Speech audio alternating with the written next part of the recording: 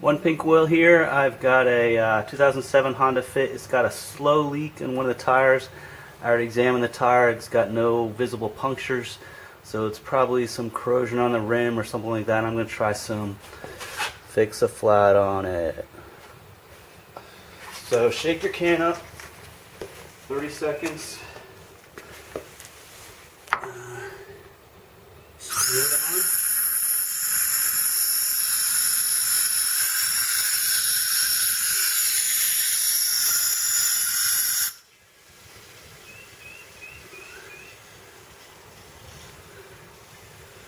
And then press the button, and it's supposed to let it go until it stops flowing.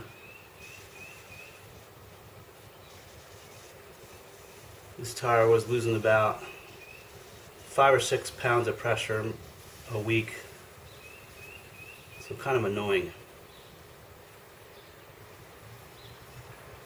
Alright, that looks good. Unscrew it and take it for a short ride. Make sure all the stuff spins around and gets caught in all the little grooves, whatever. And that's it.